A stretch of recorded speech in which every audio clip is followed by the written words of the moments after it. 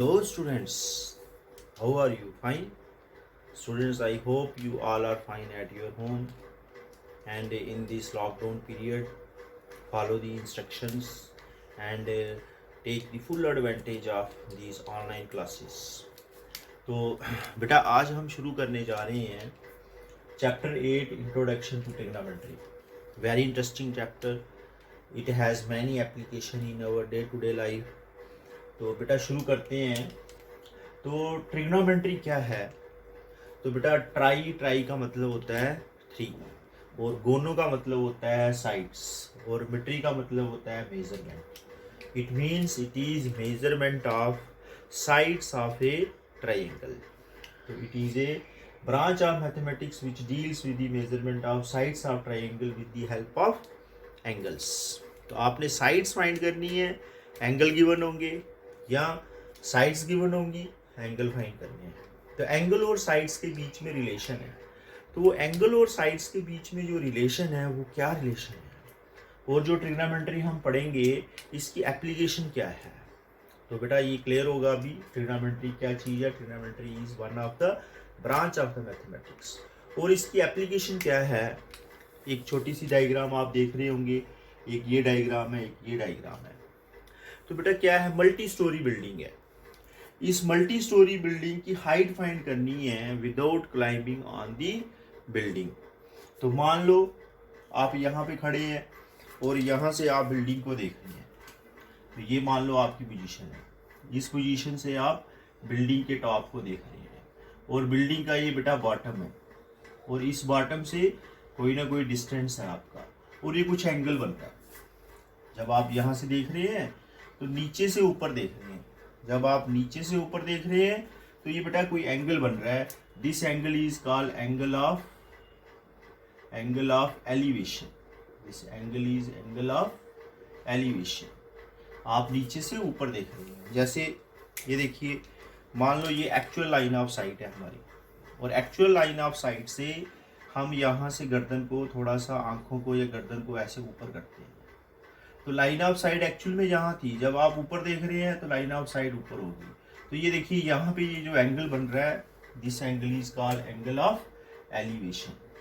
तो angle of elevation और base length जो है उसकी हेल्प से हम क्या फाइंड कर सकते हैं, height of the multi storey building without climbing on the building find कर सकते हैं. ऐसे ये मान लो एक बच्चा यहाँ पे क्या कर रहा है, पतंग उड़ा रहा है.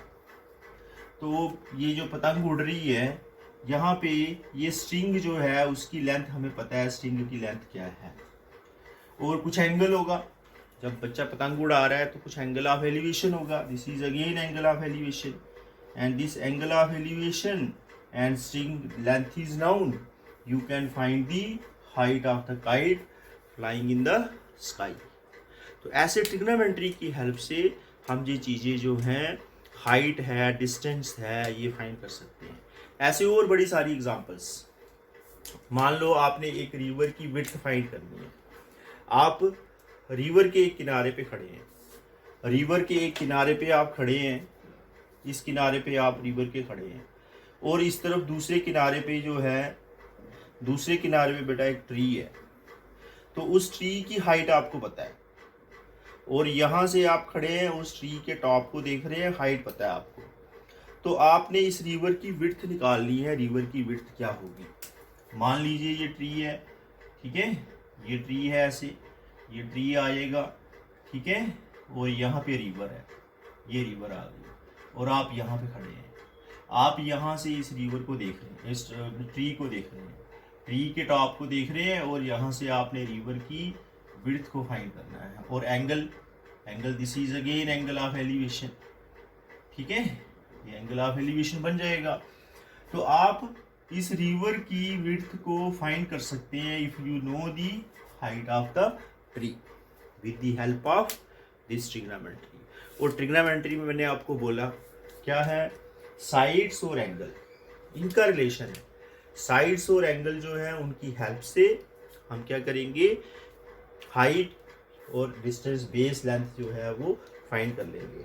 अब इसके लिए देखो यहाँ पे भी क्या बन रहा था बेटा, राइट ट्रायंगल बन रहा था. यहाँ पे भी देखो आप क्या बन रहा है, राइट ट्रायंगल बन रहा है. यहाँ पे भी आप देखो जरा ध्यान से क्या बन रहा है, राइट ट्रायंगल बन रहा है।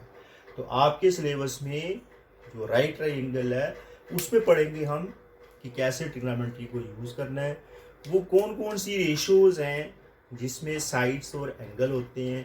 तो आप धीरे धीरे करके एक एक करके उसको देखेंगे, फिर उनको अप्लाई करेंगे कि कैसे हम इसको यूज करेंगे एप्लीकेशन में, क्या चीज़ें, हाइट कैसे फाइंड करनी है, लेंथ कैसे फाइंड करनी है, रिवर उसकी विड्थ कैसे फाइंड करनी है, पतंग बोल रही है कैसे फाइंड करनी है। Friends, we know what is trigonometry and now we are going to see fundamentals of this trigonometry.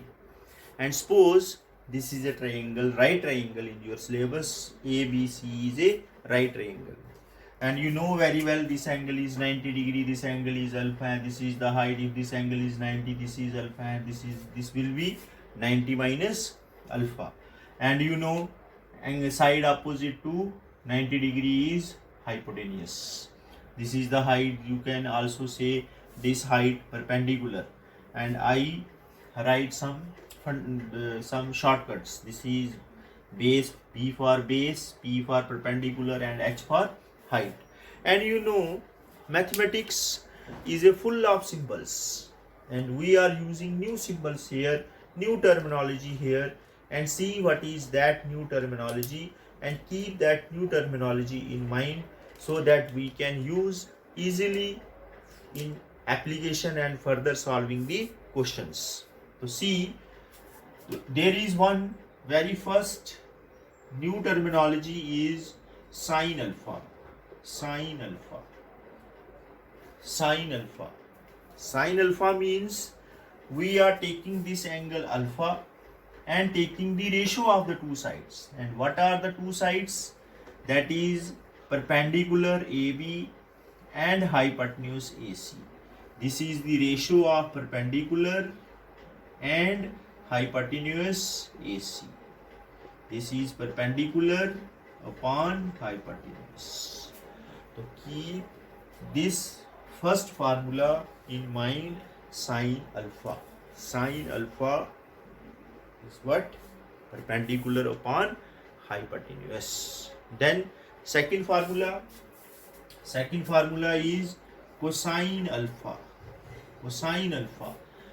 Again we are taking the ratio of the two sides, but that two sides are another. See, this is base BC upon hypotenuse AC. So this is base upon hypotenuse. The first formula is sine alpha, second formula is cos alpha. Then one more way, and what is the third way of ratio? That perpendicular upon this base. This is the third way, and this way formula we get, that formula is called tan alpha. Tan alpha is perpendicular upon base. So this is P upon B. So there are three ways. What are that three ways of ratio? First is perpendicular upon hypotenuse, second is base upon hypotenuse, and third is perpendicular upon base. The first ratio, perpendicular upon hypotenuse, is called sine alpha. Second ratio, base upon hypotenuse, is called cos alpha. Then third ratio, perpendicular upon base, is called tan alpha. Similarly, these ratios can be reciprocal, and that reciprocal, the ratio, the name of the ratio will change. And what are that? That fourth ratio is cosine. This is sine, this is cos, this is tan. The fourth ratio is cosec alpha. Cosec alpha is reciprocal of sine alpha. This is 1 upon sine alpha, and that is AC upon AB, and this is equal to hypotenuse upon base. Then fifth is secant alpha. Secant is reciprocal of cos alpha. This is cos alpha, and this is AC upon BC. This is H upon base, hypotenuse upon base. Then sixth is cotangent alpha. This is reciprocal of tan alpha, and this is BC upon AB means base upon perpendicular. So these 6 are new formulae for you for this trigonometry, and this is nothing, this is the ratio of the side. And keep in mind, when you will take the ratio perpendicular hypotenuse, it means sin alpha. If you take the ratio base hypotenuse, it means it is cos alpha. And if you take the ratio perpendicular upon base, it means tan alpha. Similarly, there are 3 which are formed by the reciprocal of sin alpha, cos alpha and tan alpha. So this ratio can be reciprocal. So if it is reciprocal, then its name are cosec alpha, sec alpha and cot alpha. So these formulae, these terminology universal. You can never change, I can never change. If I will take sin alpha is based upon hypotenuse, this is wrong. Sin alpha for me is perpendicular upon hypotenuse. For you, this is remains same, perpendicular upon hypotenuse. Cos alpha is based upon hypotenuse, and for you this is also based upon hypotenuse. For me it is not tan alpha. So these formulas are fundamental, universal. If you go anywhere in the world, these formulae remains same. Don't change these formulae. Keep in mind these formulation on this ratio. So suppose I have a right triangle, and this triangle has one side BC, this is height, perpendicular, and this is the base 4, and we don't know about this AC, hypotenuse. But from our previous classes, we know Pythagoras theorem, and by using that Pythagoras theorem, we can find AC. So by Pythagoras theorem,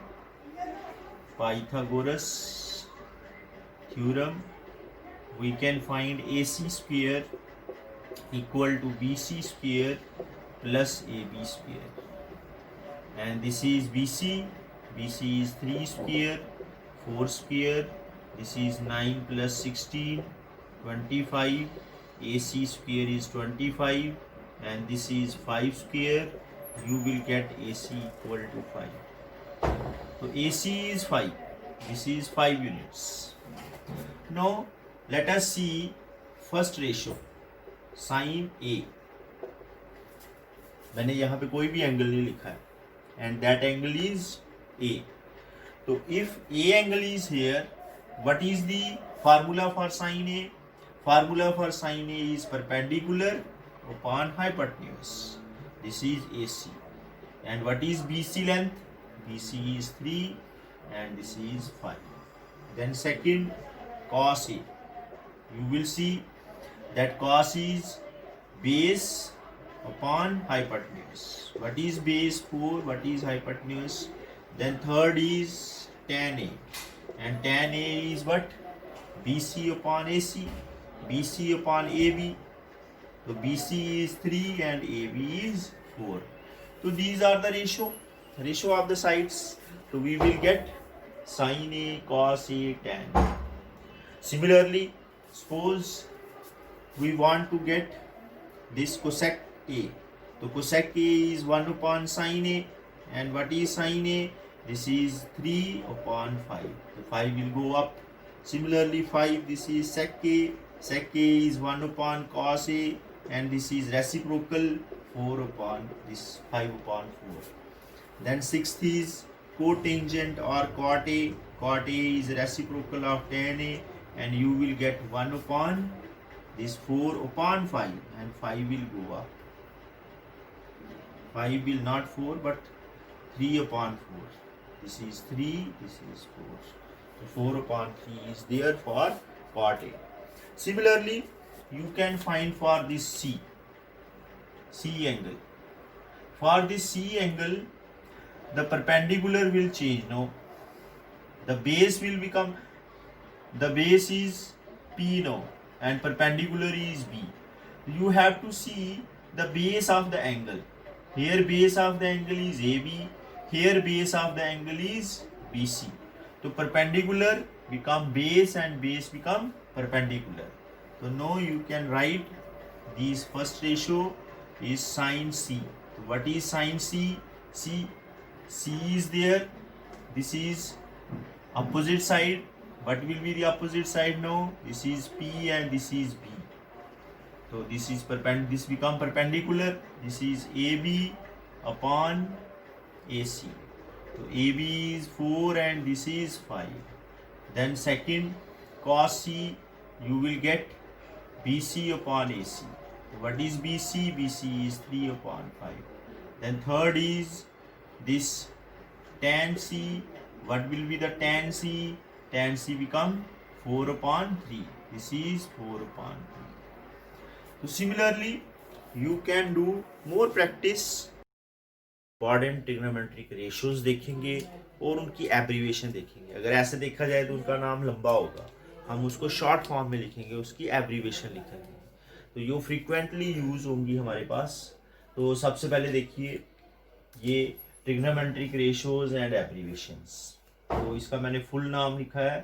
full नाम क्या है बच्चे? Sine of angle alpha.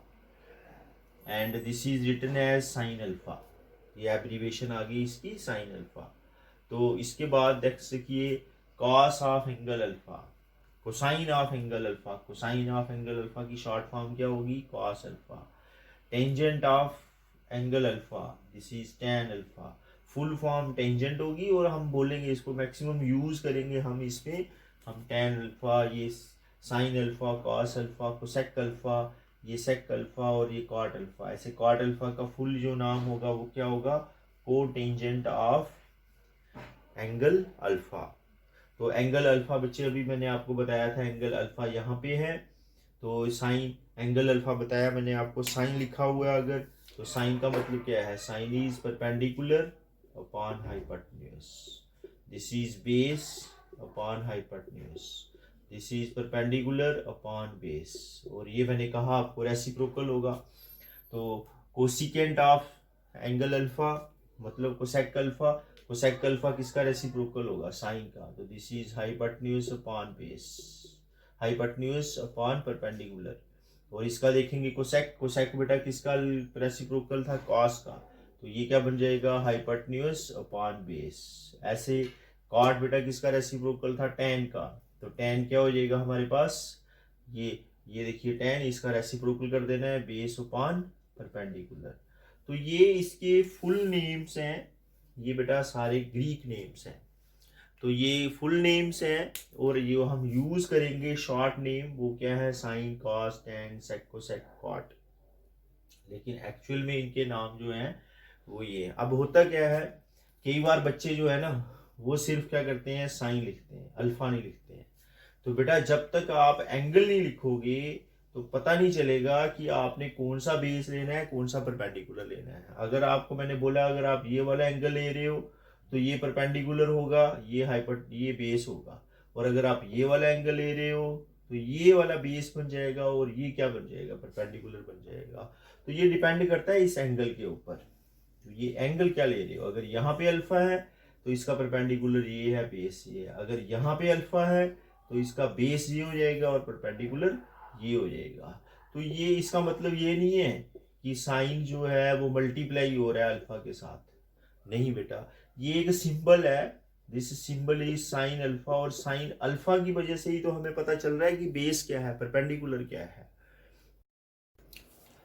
तो बेटा अभी हमने fundamental फार्मूले सीखे और प्रैक्टिस की थोड़ी सी. अभी हम आ रहे हैं एक्सरसाइज पे.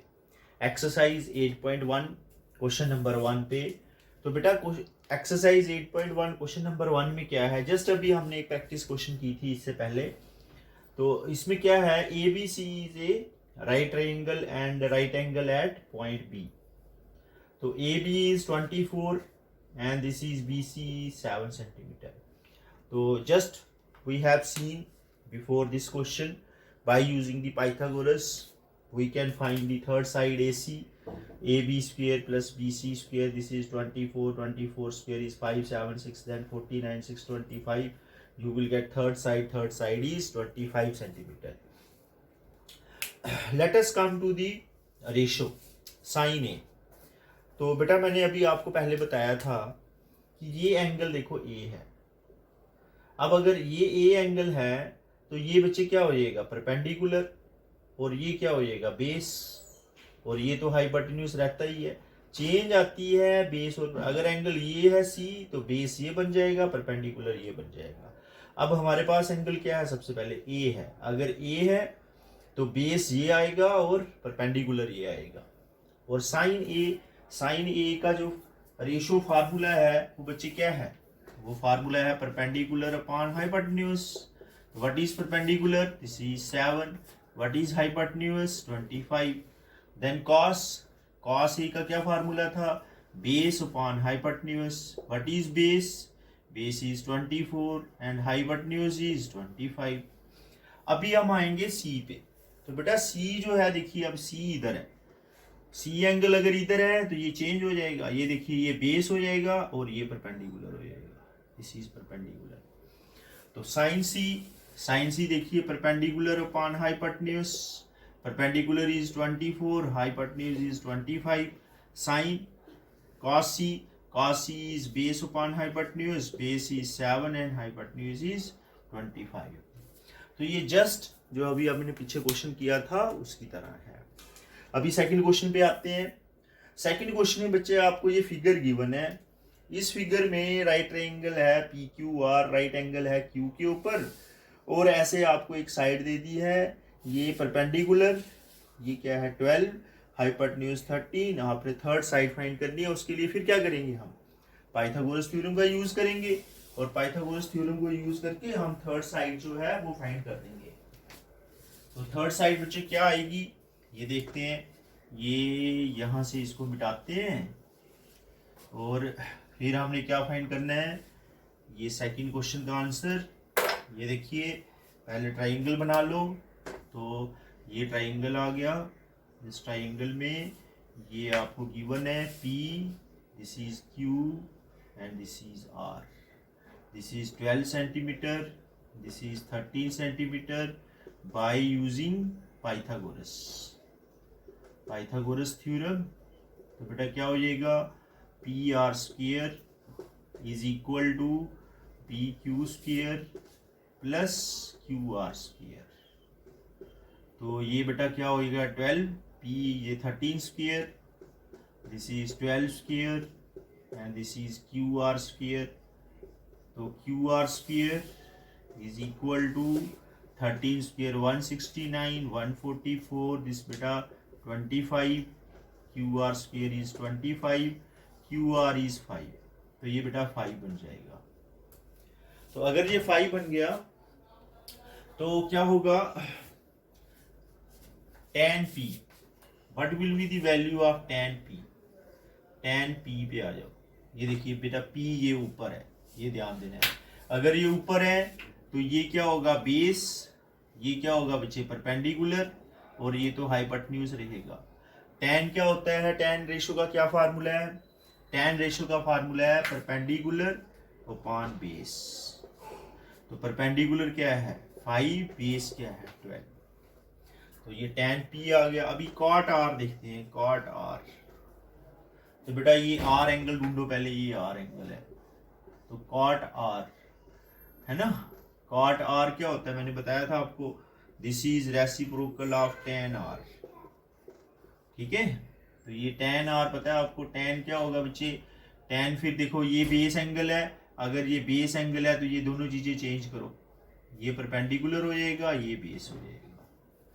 तो फिर क्या होता है परपेंडिकुलर अपॉन बेस।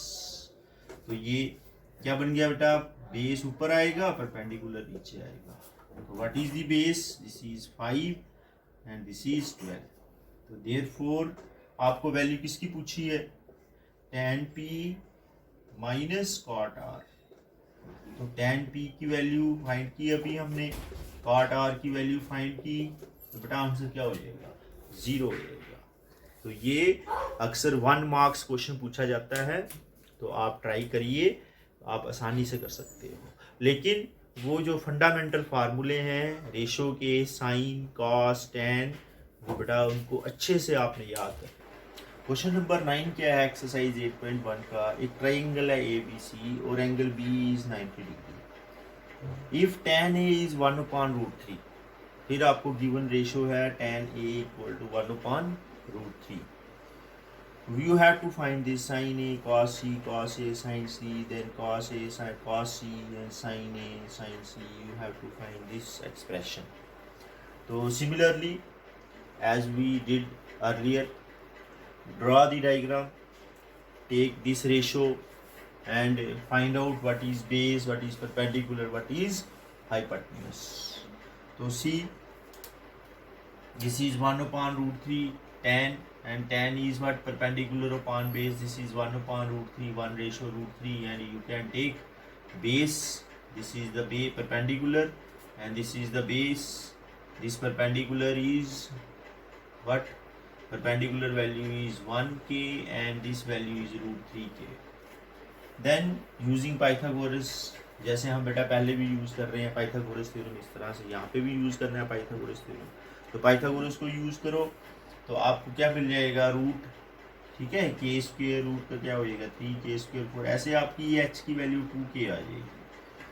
ठीक है, अब बाकी के सारे जो एंगल्स हैं जो भी आपको पूछे हुए हैं इस डायग्राम से फाइंड कर लो. क्या पूछा है बेटा, साइन ए. साइन क्या होता है, परपेंडिकुलर अपॉन हाइपोटेन्यूज. बेटा ये क्या हो जाएगा k/2k. देन क्या पूछा है बच्चे, कॉस. कॉस ए भी फाइंड कर लीजिए. What is cos A. Cos क्या होगा बच्चे, base upon hypotenuse. This is √3k/k 2k. ठीक है, तो this is 1/2 and this is √3/2. Then C, sine C. Sine C देखिए बेटा, सी ऊपर आ गया. अगर सी ऊपर आ जाएगा तो बेस ये बन जाएगा और परपेंडिकुलर ये बन जाएगा. ये बच्चे बेस बन जाएगा और ये परपेंडिकुलर बन जाएगा.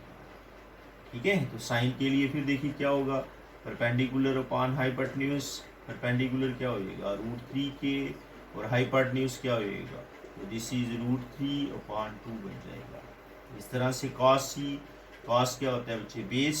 बेस अपॉन हाइपोटेन्यूज, लेकिन बेस अब ये होगा, दिस इज k, और hypotenuse is 2k, this is 1/2. तो ये वैल्यू आपके पास आ गई, sign A cos A sign C cos सी. अब चलते हैं फर्स्ट पार्ट पे. फर्स्ट पार्ट की वैल्यू जो है वो फाइंड करते हैं. ये क्या है, sign A cos C plus cos A sign सी. ठीक है, तो साइन ए देखिए, साइन ए की वैल्यू 1/2, कॉस सी की वैल्यू 1/2, फिर कॉस ए की वैल्यू बटे √3/2, और साइन सी की वैल्यू भी √3/2. तो ये क्या बन जाएगा, 1/4 प्लस 3/4. 1/4 plus 3/4 is 4/4. आंसर क्या आ जाएगा, 1 आ जाएगा. इस तरह सेकंड पे चलते हैं. सेकंड क्या है, कॉस सी माइनस साइन ए साइन सी. ठीक है, तो कॉस ए की वैल्यू देखो अभी फाइंड किया हमने. This is √3/2, cos C 1/2, sine A 1/2, then sine C this is √3/2. ये बच्चे √3/4 माइनस √3/4 होएगा, ये तो 0 आ जाएगा. तो फर्स्ट पार्ट का आंसर 1 हुआ और सेकंड पार्ट का आंसर 0 हुआ. अब ये क्वेश्चन नंबर 10 पे आ जाओ आप. 10 question is very very important question. ठीक है, तो अभी देखते हैं इसको कैसे करना है. तो ये बच्चे क्वेश्चन नंबर 10 पे, ये 9 तो क्लियर हो गया होगा आपको. अभी 10th पे आएंगे. 10th की बेटा डायग्राम बना के देखो आप. 10th की डायग्राम ड्रॉ करेंगे क्वेश्चन नंबर 10 में. देखिए डायग्राम बनेगी. ये डायग्राम कैसी होगी, पहले तो राइट ट्रायंगल बनाएंगे. किस एंगल के ऊपर राइट एंगल है, Q जो है, Q point is the right angle. This is PQR. Clear. Then this angle is 90. We have given the sum of two sides. This PR plus QR. PR plus QR का सम given है और PQ बच्चे 5 centimetre given है. This is 5 centimetre. तो अब इन दोनों का सम given है. अगर दोनों का बेटा सम गिवन है तो आप एक को x मान लो. Suppose this is x and this is 25 minus x. ये देखिए क्या गिवन है, ये P R plus Q R equal to 25, और हमने सपोज कर लिया है कि ये जो है हमारा पी आर आर क्यू को हमने बेटा लेट कर लिया है एक्स है। क्यू आर ले लो या आर क्यू ले लो, एक ही बात है, क्यू आर लिख लीजिए या आर क्यू लिख लीजिए। तो ये क्या हो गया, P R plus X equal to 25। तो बच्चे यहाँ से हमें पी आर की वैल्यू मिल जाएगी 25 माइनस एक्स। ये देखिए अब पाइथागोरस, ठीक है, यूजिंग पाइथागोरस, जब पाइथागोरस को यूज करेंगे तो हमें क्या मिल जाएगा, एक्स की वैल्यू मिल जाएगी। ये देखिए P R square equal to this P Q square plus R Q square, ठीक है। तो यहाँ पे क्या होगा 5 centimetre square then X square, this is equal to 25 minus X whole square. तो ये 625 हो जाएगा बच्चे, ये एक्स स्क्वायर हो जाएगा, ये माइनस 50x हो जाएगा, ये बेटा 25 और ये एक्स स्क्वायर हो जाएगा, एक्स स्क्वायर कैंसिल हो जाएगा, और 50 है ना, इसको इधर ले जाएंगे। 625 माइनस 25 इक्वल टू 50x, तो बेटा 50x इक्वल टू 600, तो x की वैल्यू 600 पान 50, तो ये कैंसिल होके x इक्वल टू 12 आ जाएगा, ठीक है। x का मतलब ये जो वैल्यू है हमारी कौन सी, पी क्यू की वैल्यू, पी क्यू बेटा क्या हो जाएगा 12 हो जाएगा। उसके बाद P R, what is P R, P R की वैल्यू 25 माइनस 12 13 आ जाएगी। तो ये बच्चे हमारे पास कितना बन गया 12, और ये कितना बन जाएगा 13, और ये क्या है 5। अब एंगल आ गया P, ये देखिए P angle, sine P, cos P, tan P पूछा हुआ है। तो ये P है, P के लिए ये बेटा परपेंडिकुलर है, ये बेस है और ये हाइपोटेन्यूज है। ये देखिए तो क्या पूछा है साइन P, तो साइन P की वैल्यू बेटा क्या होती है, परपेंडिकुलर अपॉन हाइपोटेन्यूज, परपेंडिकुलर 12 है, हाइपोटेन्यूज 13।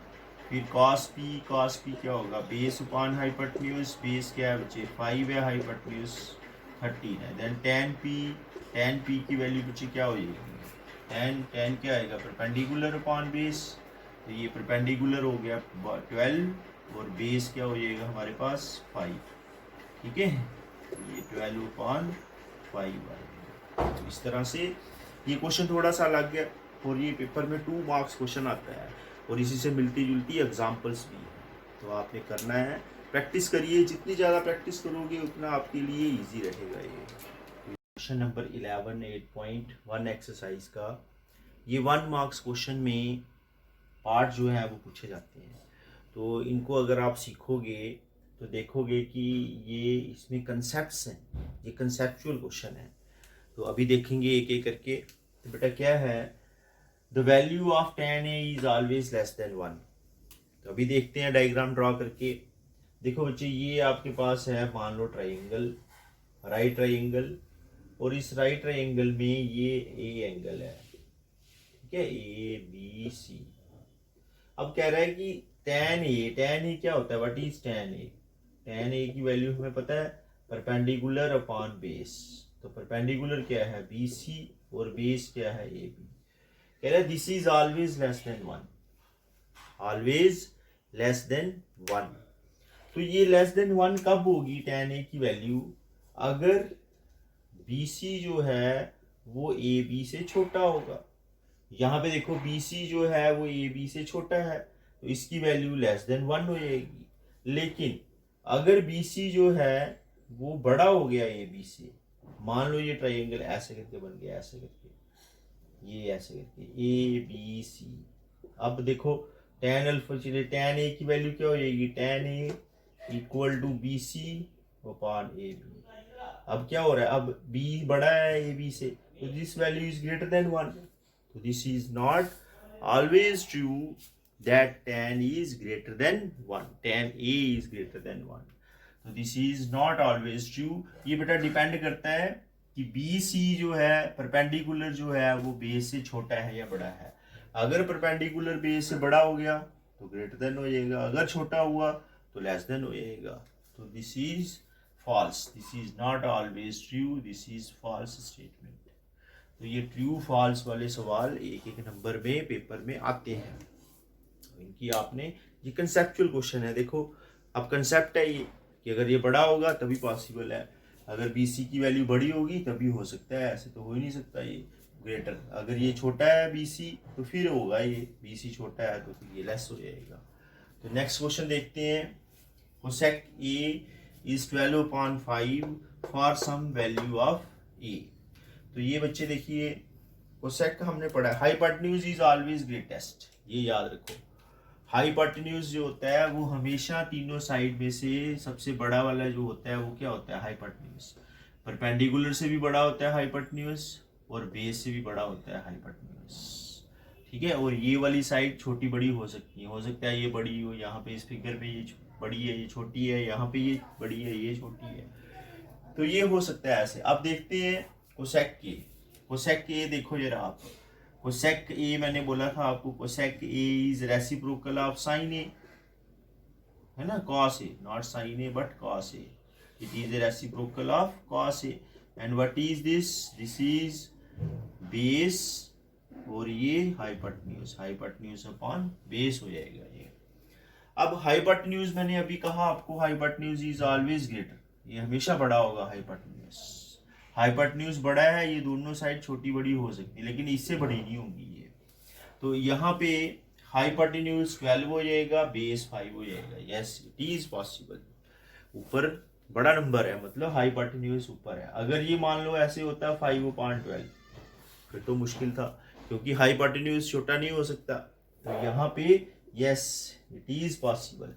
तो ये हाइपोटेन्यूज है, ये देखिए this is 12, this is 12/5, yes it is possible, ठीक है। और बेस क्या होगा, 5 होगा। तो ये पॉसिबिलिटी हो सकती है, अगर ये 5 है तो ये 4 बन जाएगा।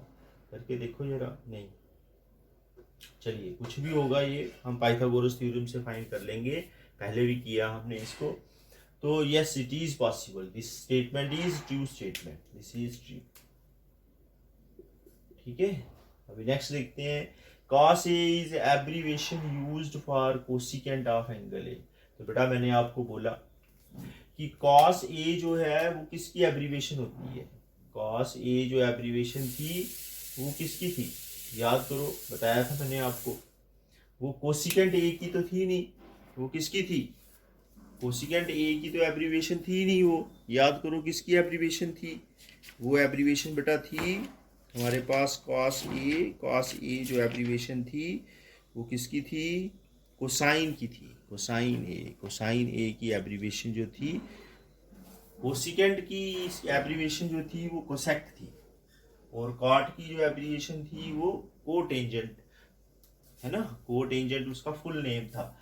इसका फुल नेम क्या है, कोसिकेंट है, तो कोसिकेंट जो थी वो किसकी एब्रीविएशन है, इसकी एब्रीविएशन क्या होगी, कोसेक्ट A होगी। और कॉस जो है वो किसकी एब्रीविएशन है, cosine, this is cosine, cosine A इसका फुल नेम है, और A कॉस A इसकी एब्रीविएशन है। तो this is also false, this statement is false statement. तो आपने हर एक चीज बड़े ध्यान से पढ़नी है, तो पेपर में देखो छोटी छोटी बातें भी पूछी जाती हैं। तो ये 1 मार्क्स क्वेश्चन है, cot A is the product of cot and A, wrong, ये भी फॉल्स है। ये आपको मैंने बताया था कि ऐसा नहीं होता है, ये प्रोडक्ट तो है नहीं है, ये एक जस्ट सिंबल है जो हमें बताता है कि आपने एंगल A का बेस लेना है, परपेंडिकुलर लेना है, क्या लेना है। तो this is cot A, this is not product of cot and angle A, this statement is also false statement. Sine A is 4/3।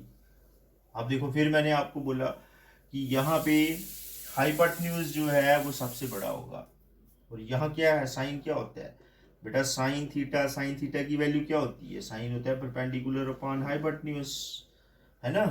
अब हाइपोटेन्यूज छोटा तो हो नहीं सकता परपेंडिकुलर से, हाइपोटेन्यूज इज ऑलवेज ग्रेटर, है ना, लेकिन यहाँ इसने छोटा कर दिया, ये तो हो ही नहीं सकता। इसका मतलब ये वैल्यू जो होगी वो फॉल्स होगी, ये स्टेटमेंट भी फॉल्स है। में हमने देखा कि ट्रिग्नोमेट्री क्या है। ट्रिग्नोमेट्री जो है that is very fundamental, very very fundamental, it is backbone of mathematics. तो इसको बड़े ध्यान से सीखना है आपने।